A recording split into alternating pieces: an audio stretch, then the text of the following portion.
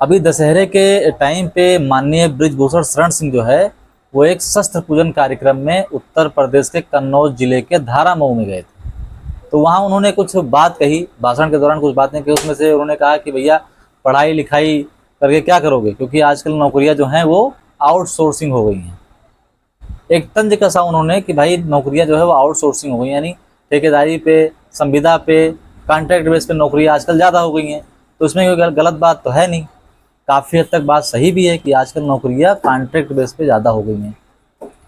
तो पढ़ाई लिखाई क्या करके क्या करोगे, कोई नौकरी तो कॉन्ट्रैक्ट बेस पे हो गई हैं। लेकिन इसका मतलब ये नहीं कि आप पढ़ाई लिखाई ना करो, क्योंकि आजकल ना पढ़ने लिखने वाले व्यक्ति की कोई वैल्यू नहीं है। कहीं भी चले जाओ, अगर अनपढ़ हो तो कोई पास में बिठाने तक राजी नहीं है। इसलिए भैया पढ़ाई लिखाई दबा के करो। नहीं पढ़ोगे लिखोगे तो ऐसे ही कहीं जाके शहर में लेबरी करोगे।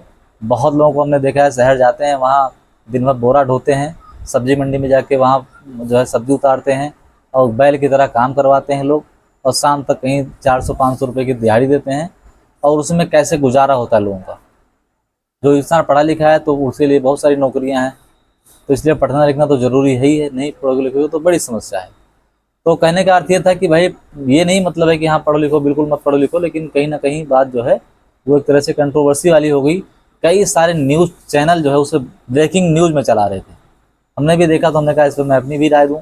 और हमने देखा तो कई सारे न्यूज़ चैनल, एबीपी गंगा पे हमने देखा तो वो पूरा दिखा रहे थे कि जो है इस तरह से नेताजी ने इस तरह से भाषण दिया, इस तरह से कहा।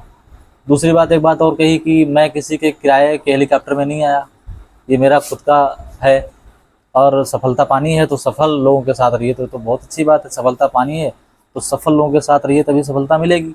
क्योंकि एक इंसान अगर सफल व्यक्ति के साथ बैठता है तो उसके मस्तिष्क में वो सफल लोगों वाली जो बुद्धि है वो चलती रहती है। तो एक गांव में कहावत भी है कि बड़े संग बैठो तो कूचो बीरा पान, और छोटे संग बैठो तो कटाओ दोनों कान। तो वही वाली हाल है, तो उसमें कोई गलत बात तो है नहीं।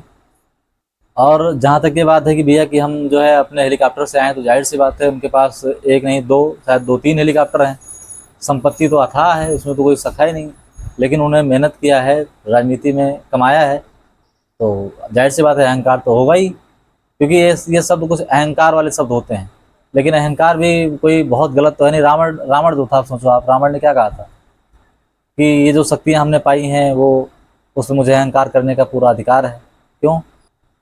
क्योंकि ये मुझे किसी ने फ्री मत दिया नहीं, हमने मेहनत की, उसके लिए तपस्या की है, घोर तपस्या की, उसके बाद मुझे ये शक्तियाँ मिली हैं। तो शक्तियों पर अभिमान करना मेरा अधिकार है, मैं करूँगा अभिमान, उसमें किसी को क्या दिक्कत है। तो जाहिर सी बात, इसके बाद धन संपदा है, वो अपने धन संपदा का बखान करेगा, उसमें किसी को क्या दिक्कत हो सकती है। अब भैया नेताजी हैं तो वो हमारे गोंडा के शेर हैं, समझ लो। गोंडा ही नहीं, यहाँ तो 4 से 8-10 जिले हैं, वहाँ के बिल्कुल अवध क्षेत्र के शेर हैं। अभी मुंबई के जो बहुत बड़े अपने आप को नेता समझते हैं, राज ठाकरे, अयोध्या आने की बात हो रही थी लेकिन आने नहीं दिया अयोध्या बिल्कुल, और उनकी इतनी हिम्मत नहीं पड़ी कि वो अयोध्या आके उतर जाएं। तो ये एक क्षमता है नेताजी में, और इस पर कहीं ना कहीं गर्व रहता है हम गोंडा वासियों को, क्योंकि यहाँ चलो एक शेर हमारे ज़िले में है जो बड़े बड़े नेताओं की भी बोलती बंद कर सकता है। तो इस पर गर्व होता है। बाकी नेताजी का अपना अंदाज है बोलने का, अपनी बात है, और उस पर कोई कटाक्ष नहीं कर सकता। बहुत सारी बात है, कुछ बातें सही भी रहती हैं, कुछ बातें ऐसी रहती हैं जो बातें थोड़ी सी कंट्रोवर्सी वाली भी रहती हैं, लेकिन बोलने का अंदाज है, बात करते वक्त बहुत सारी बातें ऐसी निकल जाती हैं जो जिस पर कोई बहुत ज़्यादा विवाद करने की आवश्यकता नहीं होती।